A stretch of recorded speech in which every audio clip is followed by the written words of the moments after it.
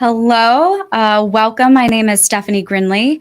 I am a reporter and anchor with WGME in Portland, Maine. Thank you for joining today. I just wrapped up going live on air with a story that I'm going to break down for you here. It has to do with website accessibility lawsuits. If you're like me, I did not even know this was something going on in our world. I didn't know that your website could set you up for the potential to be sued. Um, and what does accessibility look like? So I want to share some information with you. Let me see if I can share my screen. Okay, so here's the first one. So you are looking at a web article posted by Seyfarth Shah. Now, these two authors here, Min Vu and Christina Lani, I actually interviewed them for my story.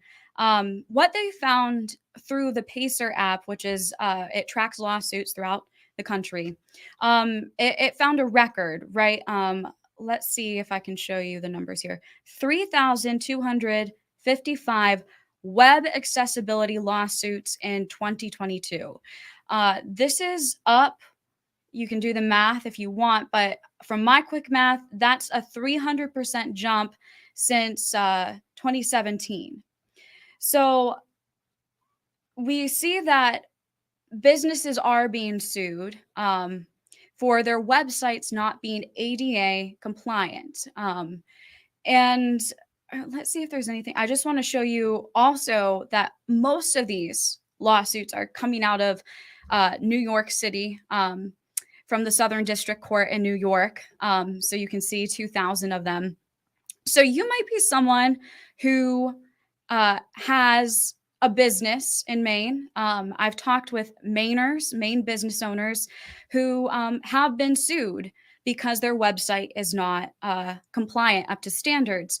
But there's also this question of, can you be 100% compliant? So there is mixed opinion on this, and I'm going to show you right now. So that's the website. Check it out if you would like. But I also want to show you, let's see if I can share another one here. So we're going to now go to the Department of Justice website.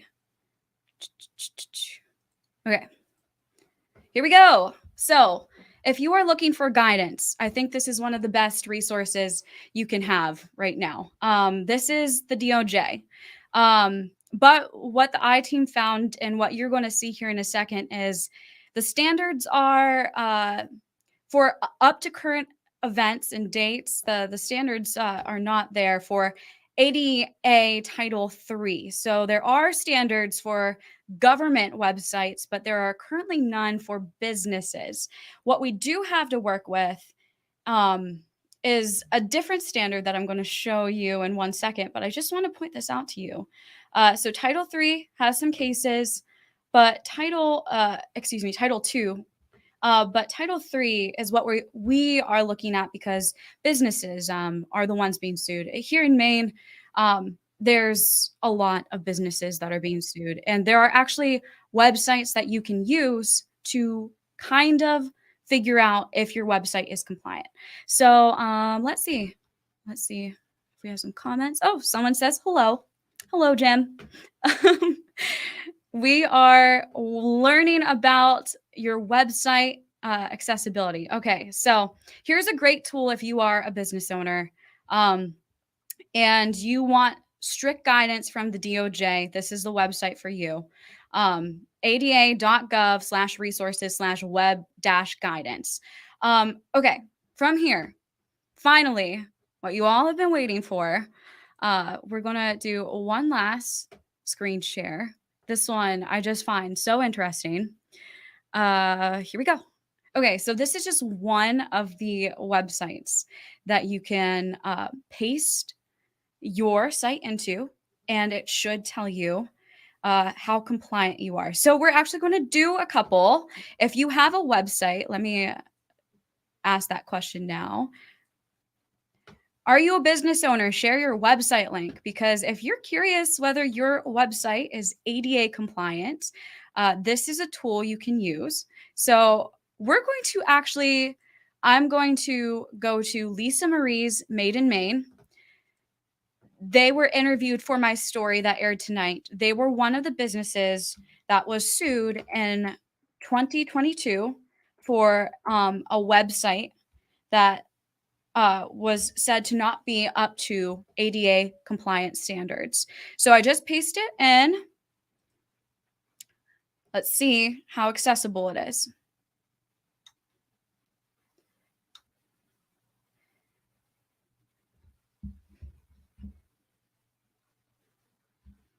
It's working on it.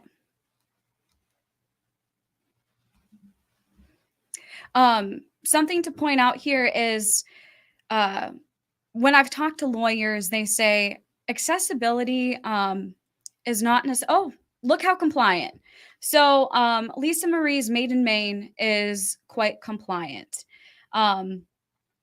So, or should we do our website, wgme.com? I want to show you that while it does say compliant, point out that Lisa Marie's told me they didn't make a lot of changes. They just were hit with a lawsuit, and so they hope they're not hit again. So let's try mine. We're going to try our wgme.com, because at the end of the day, any business can really be sued here. We're going to try it. If you have a business, would love to see. I do for a personal website. Okay, let's see if it's compliant. Jake, let's see if I can copy it. Doesn't want to let me. Okay, so first of all, I just want to show you our website's semi-compliant. This is something that a lot of businesses are running into, is the lack of standards provided by the DOJ is proving that there are some elements that do make you compliant. A lot of it cannot be discovered at face value. It's in the metadata behind the website. So let's see. I want to try the one that Jake just published in. It will let me copy it. Oh, guys, it won't let me copy it. I can type it in, maybe. Okay, I'm going to type it in real fast.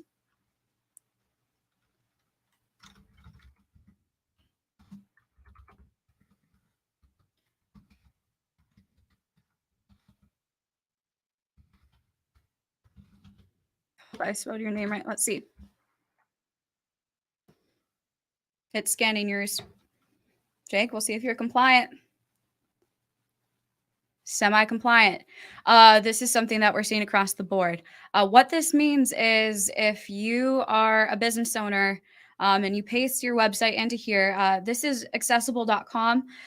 There are so many sites out there that can track your compliance level. This is based off 2008 laws.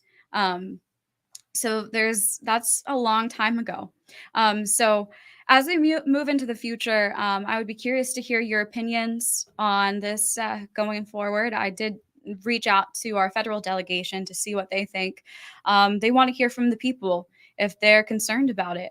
From what I'm seeing from the 8,000 lawsuits last year, roughly half of them were because of your website not being ADA compliant. So obviously, going forward in this world, we want to make sure that our websites are as compliant as possible and easy to manage. But a lot of these businesses did not know that their website was not compliant. And they're saying, from what I've been told, is that there was no warning sign that their website was not compliant. So this is all, I'm just trying to provide you with tools today so that maybe you can check out your websites, maybe hire that web guy or gal to make sure your website is ready to go. And also, one of the businesses that I spoke with says get it covered under insurance because it will save you a lot of headache in the long run. Some of these suits The lowest one I've seen is $9,000. The largest settlement was 23,000. So that's a lot of money for some small businesses out there. Like I said, these are tools at your fingertips. We'll have it linked also on our website, wgme.com. I want to thank you so much for tuning in, and hope you learned a little something. And let's keep this conversation going. Would love to talk further in the coming weeks. Give me a call. I'll have my information linked as well. Well, thank you, everyone. Let's see. How do I? Okay. Take care. Bye.